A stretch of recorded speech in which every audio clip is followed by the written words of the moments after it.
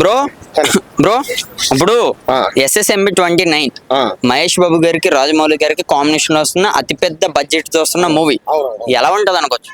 ఇది ఏంటంటే మనం మొదటి నుంచి రాజమౌళి గారు ఎవరితో సినిమా చేసినా కూడా చేసినా చేయబోతున్నా సరే భారీ అంచనాలు ఉంటాయి. ఆ సినిమా ఖచ్చితంగా విజయం సాధిస్తుందని ఆ సినిమా మీద ఎక్స్పెక్టేషన్స్ దారుణంగా భయంకరంగా ఉంటాయి.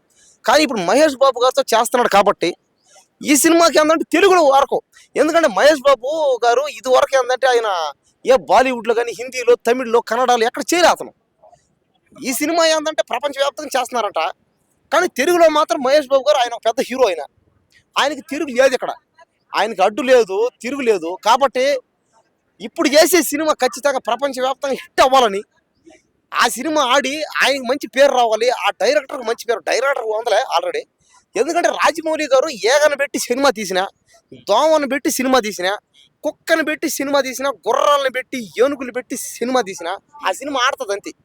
అది రాజమౌళి గారి గ్రేటెస్ట్.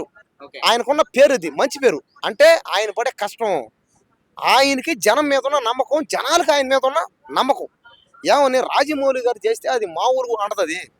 ఎందుకంటే రాజమౌళి గారు ఎవరిని పెట్టి తీసినా కూడా ఆ సినిమా హిట్ అవుతుంది.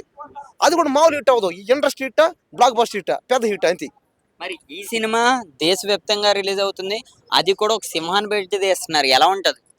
సింహాన్ని, సింహం ఎవరు? ఎవరు ఇంకా మహేష్ బాబు. ఓకే సరే మహేష్ బాబు గారిని సింహం అంటాం, కొంతమంది పులి అంటారు, కొంతమంది చిరత పులి అంటారు అన్నమాట.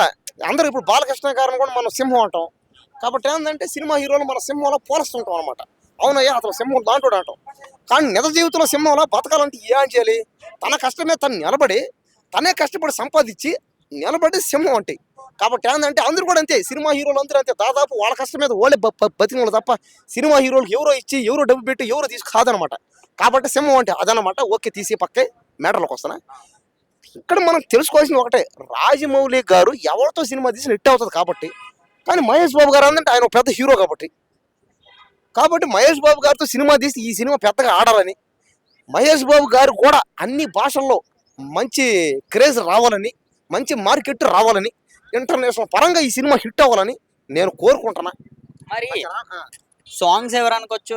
కీరవాణి గారే పక్క. కీరవాణి గారు ఉంటేనే కరెక్ట్, అది అంతే. కీరవాణి గారు తప్ప మరొకరు ఛాన్స్ ఇస్తే అది కష్టం ఇంకా. ఎందుకంటే రాజమౌళి గారు తగ్గట్టు అది పోలేదన్నమాట. అది పైగా కీరవాణి గారు ఏంటంటే ఆయన్ని ఢీకొట్ట ఎవడో కాదు. అది 200 సినిమాలు పైగా మ్యూజిక్ అయినా అబ్బా ఆయన పాటలు కానీ అన్ని హైలైట్. ఆయన మనం పుట్ట ముందు నుంచి చేస్తున్నాడు. అన్నమయ్య, నాకైతే కీరవాణి గారు అన్నమయ్య సినిమాలో ఉన్న పాటలు ఆయన గురించి అయితే అబ్బా సినిమా చూసినప్పుడు ఆ పాటలు అన్నప్పుడు నేను పెద్ద ఫ్యాన్ ఆయనకంతే. అది ఎవరి వల్ల కాదు ఇంకంతే.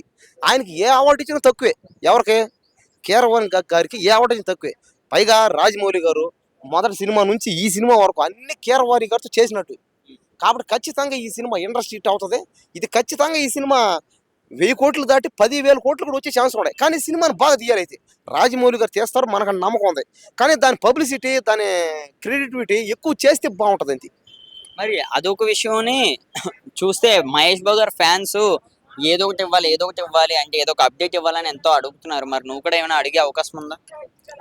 నేను అంతే కోరుకుంటా. ఇప్పుడు నేను కూడా మహేష్ బాబు గారికి ఫ్యాన్నే. ఆయన ఇవ్వాలనే కోరుకుంటున్నా, అదే కదా. ఆయన ఏదో ఒక అప్డేట్ ఇవ్వాలని, ఆ సినిమా సంబంధించి ఏదో ఒకటి చూపిస్తుంటే మాకు అర్థం అవుతుంటుంది. ఆ సినిమా చేస్తున్నారులే వస్తుందిలే అని. అసలు ఏమి ఇవ్వకుండా ఊరికే పైనే కానీ ఏమైనా గ్రీన్ మ్యాట్లు పెట్టి చేస్తే అది బాగుంటుంది అనమాట. కానీ రాజమౌళి గారు చేస్తున్నారు కాబట్టి ఖచ్చితంగా అది వస్తుంది. చూద్దాం, సినిమా రాని ఆడనే ఖచ్చితంగా ఆడుతుందిలే. మంచి విజయం సాధించాలి. ఆయనకి అన్ని భాషల్లో పెద్ద పేరు పలుకుబడి రావాలని కోరుకున్నా.